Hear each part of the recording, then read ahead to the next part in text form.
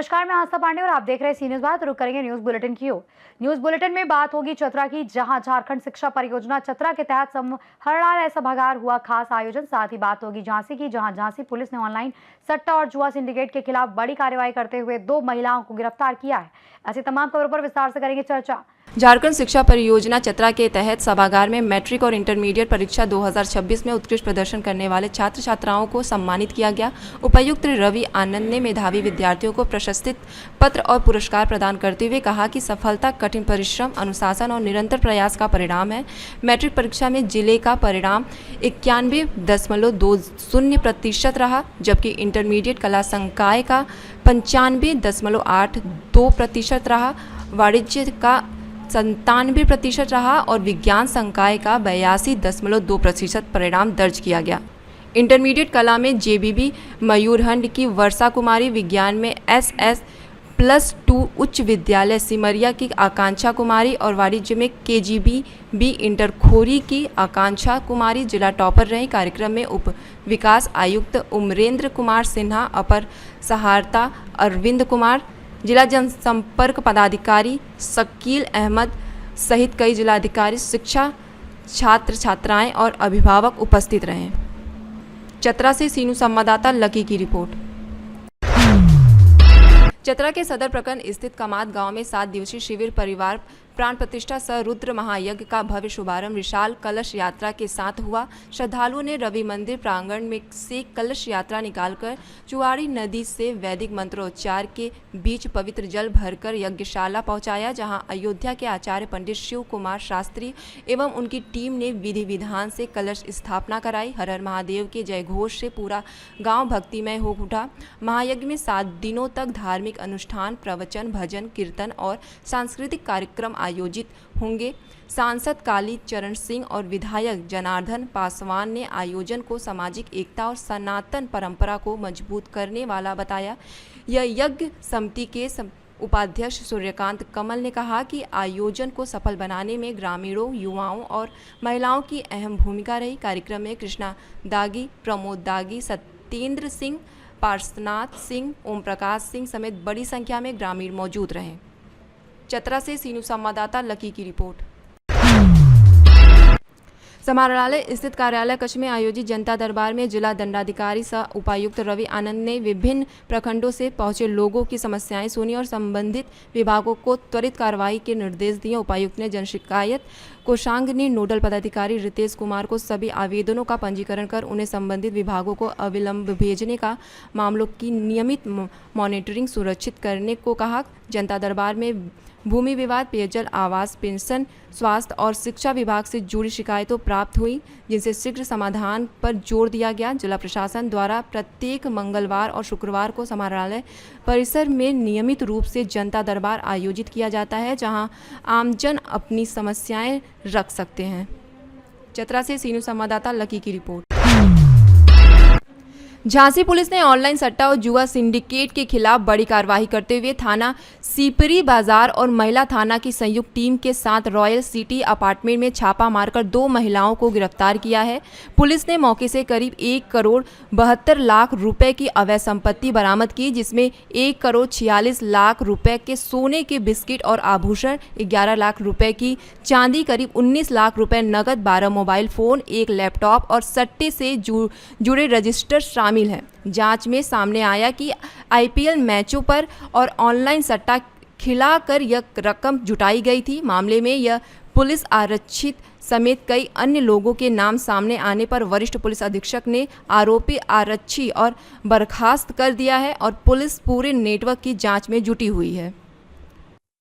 देखिए, आज दिनांक 8/5/2026 को थाना सिपरी बाजार एवं हमारे जो ऐसे सट्टे के खिलाफ जो विशेष टीम हमारे जो लगे हैं, उनको बहुत ही अच्छा सफलता प्राप्त हुई है। ये जो रॉयल सिटी थाना सिपरी बाजार के एक रॉयल सिटी के जो फ्लैट LS9 कैंप में 2 महिलाएं पकड़े गए हैं, जो एक संगठित गिरोह के सदस्य थे और इनके द्वारा सट्टा संचालित किया जा रहा था। इनका नाम है निशा खान, पुत्री रशीद खान, जो प्रेमनगर की निवासी है, यशस्वी द्विवेदी, पुत्री देवेंद्र द्विवेदी, उम्र इनका 24 साल, शनियापुरा थाना कोतवाली के निवासी है। इन दोनों को हमारी टीम ने अरेस्ट कर लिया है और इनके जो फ्लैट है उसमें से करीब लगभग 1,46,00,000 रुपए के पीली धातु के बने बिस्किट, आभूषण, लगभग 11 लाख रुपए के सफेद धातु के धातु और उसके अलावा बड़ी मात्रा में 18,92,300 रुपए के नगद और सट्टा को संचालित करने हेतु जो प्रयुक्त एक लैपटॉप और 12 मोबाइल फोन बरामद हो गई है। प्राथमिक पूछताछ के उपरांत जो चीजें सामने आया है उनमें से 5 अभियुक्तगण के नाम सामने आया है। उनका नाम है आरक्षी रजत सिंह, ये हाथरस का निवासी है। सुमित साहू पुत्र रामदीन साहू, ये प्रेमनगर झांसी के निवासी है। आशीष उपाध्याय कोतवाली के निवासी है। विशेष भार्गव सिपरी बाजार के निवासी है। प्रभात अग्रवाल थाना प्रेमनगर के निवासी है। और प्राथमिक पूछताछ के दौरान उन्होंने ये कहा कि किसी का नाम कुछ लोगों का नहीं बता पाया, लेकिन कह रहे थे कि 2 या 3 लोग भी थे जो इनके साथ आते थे। उसको भी हम जांच भी कर रहे हैं और जो भी विषय सामने आएंगे आपको अवगत कराया जाएगा। फिलहाल एक और बात इसको कहना है कि ये जो आरक्षी रजत कुमार, तो उसको जांच के उपरांत मैंने उनको बर्खास्त कर दिया है। और इसके अलावा जो मेरा टीम जिसने मतलब इतनी अच्छे काम किया है, mainly additional SP Ariba Noman के और हमारे एसपी सिटी प्रीति के नेतृत्व में पूरी टीम को हम बहुत बहुत बधाई देते हैं और प्रशंसा करते हैं और इनको 25,000 इनाम घोषित किया। फिलहाल इसकी तैनाती रूरल एरिया में थी और थाने में था और जो भी विषय सामने आएंगे आपको अवगत कराएंगे। जैसे हमने पहले कहा कि रॉयल सिटी में जो सट्टा संचालन हेतु प्रयुक्त लैपटॉप और 12 मोबाइल मिले हैं, इसका मतलब वहां पे सट्टा संचालित हो रही थी और ये जो 2 महिलाएं पकड़े गए थे वो उस संगठित गिरोह के सदस्य हैं। बाकी अन्य लोगों के लिए हम लोग लगे हैं और जो भी विषय सामने आएगा आपको अवगत कराएंगे। झांसी से सीनू संवाददाता चंदू राइन की रिपोर्ट। ललितपुर के ग्राम सिलगन में अवैध कॉलोनी और बिना अनुमति की जा रही प्लॉटिंग के खिलाफ प्रशासन ने बुलडोजर कार्रवाई की। जिलाधिकारी सत्यप्रकाश के निर्देशन पर अपर जिलाधिकारी अंकुर श्रीवास्तव और सदर एसडीएम मनीष विश्वकर्मा के नेतृत्व में राजस्व एवं प्रशासनिक टीम ने अवैध निर्माणों को ध्वस्त कराया तथा प्लॉटिंग के लिए बनाए गए रास्तों और अन्य संरचनाओं को जेसीबी से हटाया। अधिकारियों ने बताया कि बिना मानचित्र स्वीकृति के लोगों को गुमराह कर प्लॉट बेचे जा रहे थे, जिसकी लगातार शिकायतें मिल रही थी। प्रशासन ने चेतावनी दी कि भूमाफियाओं और अवैध कॉलोनी विकसित करने वालों के खिलाफ अभियान आगे भी जारी रहेगा तथा लोगों से जमीन खरीदने से पहले उसकी वैधानिक स्थिति जांचने की अपील की गई। ललितपुर से सीनियर संवाददाता विकास की रिपोर्ट।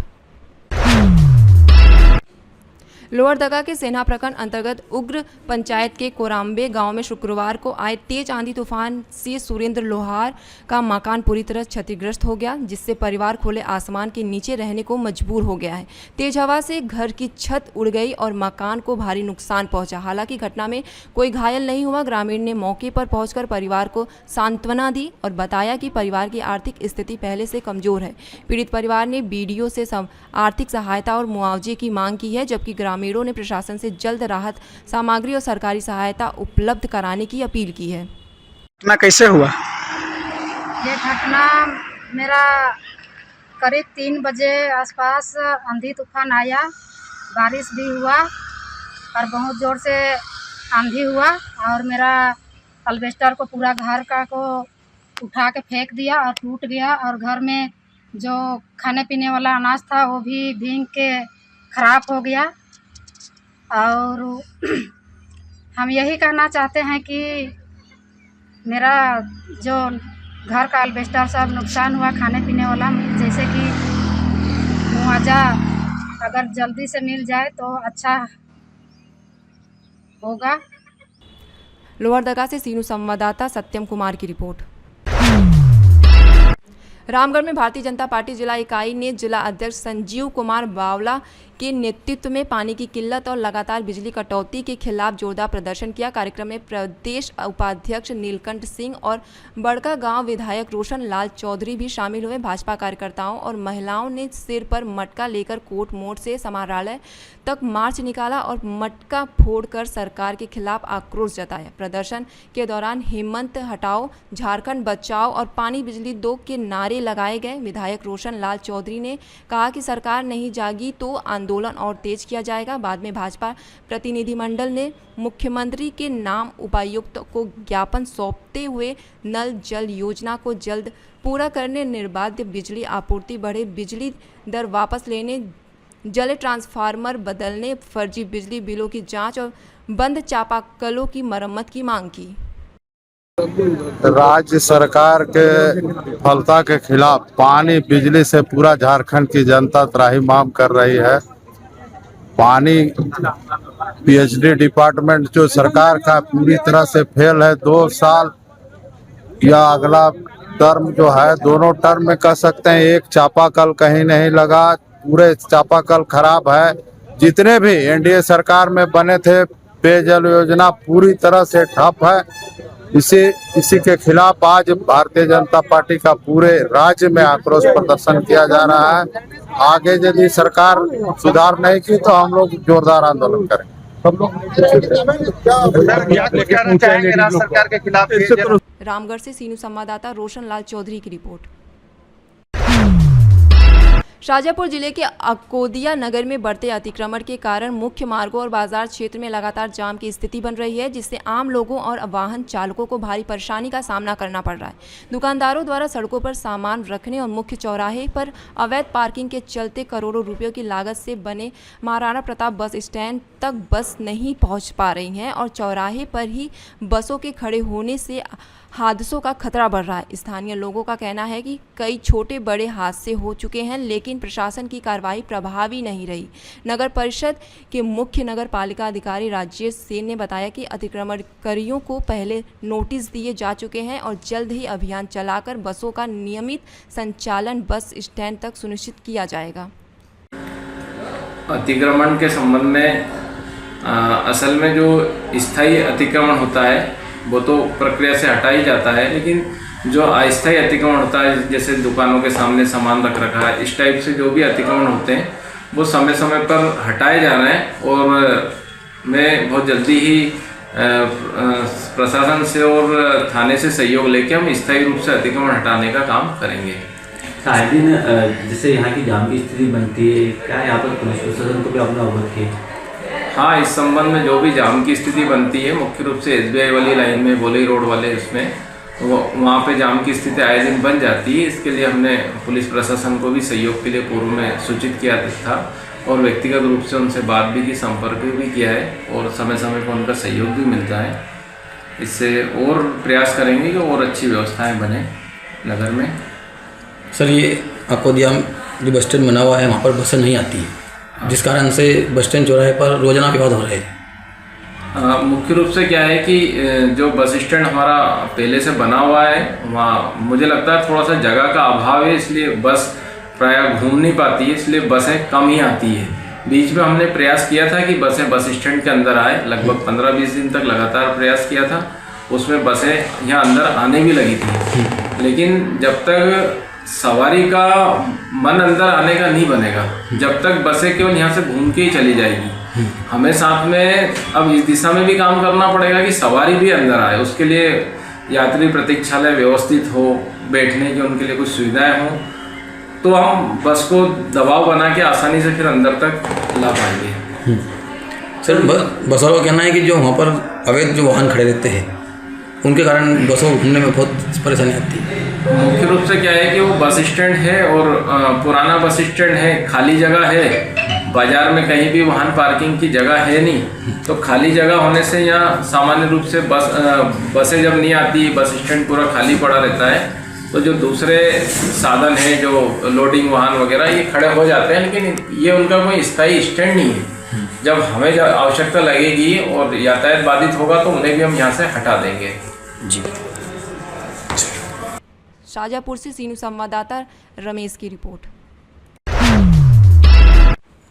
श्योपुर के कूनो नेशनल पार्क में मुख्यमंत्री डॉक्टर मोहन यादव 11 मई को 2 चीतों को खुले जंगल में रिलीज करेंगे।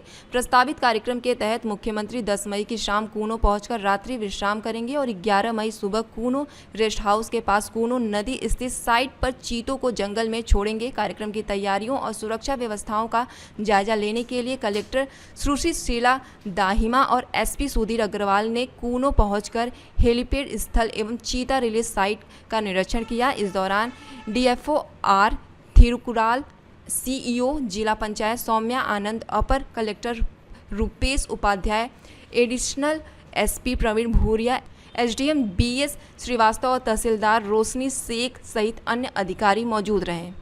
श्योपुर से सीनू संवाददाता राममिलन यादव की रिपोर्ट। फिलहाल इस बुलेटिन में बस इतना ही। बाकी देश और दुनिया की तमाम बड़ी खबरों के लिए बने रहिए सी न्यूज़ भारत के साथ।